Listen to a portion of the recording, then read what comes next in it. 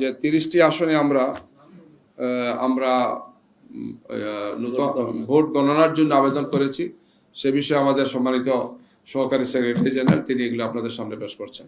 উৎসব মুখর এই যে একটি প্রত্যাশিত নির্বাচন এটা হয়ে গেল, একটি ফলাফল এসেছে আমাদের কাছে।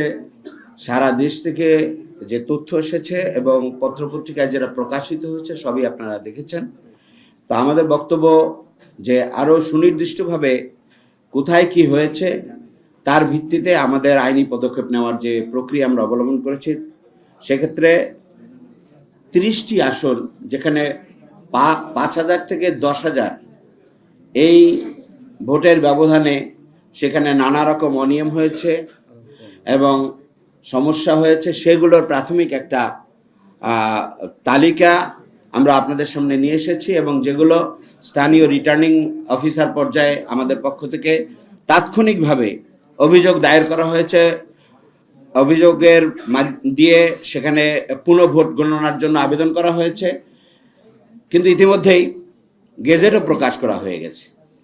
তো এখন আমরা এগুলো নির্বাচন কমিশন পর্যায়ে এবং পরবর্তীতে আইনি যে সমস্ত প্রক্রিয়া আছে সমস্ত প্রক্রিয়াই আমাদের বক্তব্য রেখে আমরা এইখানে আসনগুলো ভোট বা ফলাফল স্থগিত রেখে এবং পুনঃগণনার মধ্য দিয়ে আমরা নতুনভাবে ফলাফল ঘোষণা করার জন্য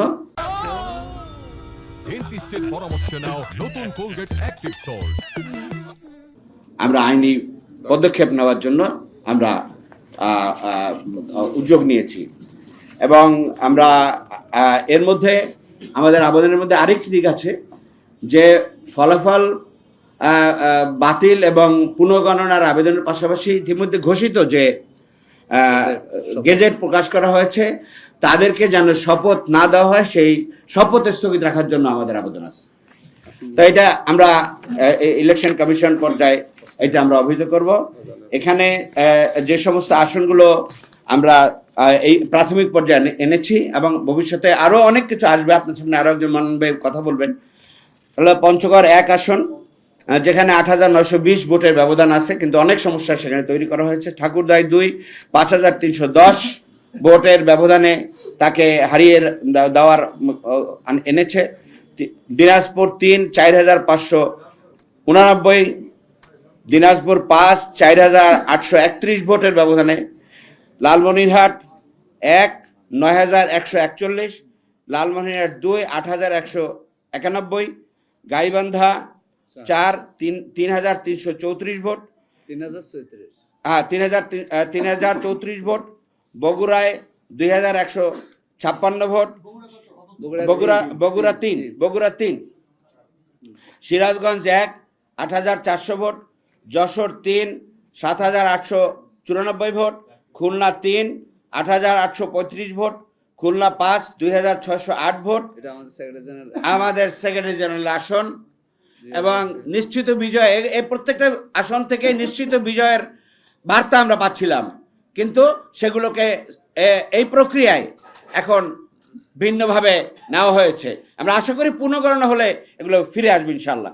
বরগুনা 1 4,146, বরগুনা 2 6,413, ঝালকাঠি 1 6,890, পিরোজপুর 2 8,288, ময়মনসিংহ 1 6,505, ময়মনসিংহ 1 রিক্সা, আচ্ছা, Mymensingh 4 8,311, Mymensingh 10 8,214,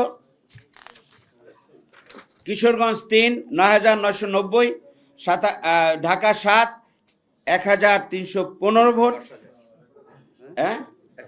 1,315 vote, Dhaka 8 5,239 vote, Dhaka 10 2,988 vote, Dhaka 13 2,320 vote, Dhaka 17 4,399 vote, Dhaka 13 জনাব মামুন হক সাহেবের রিক্সা মার্কা,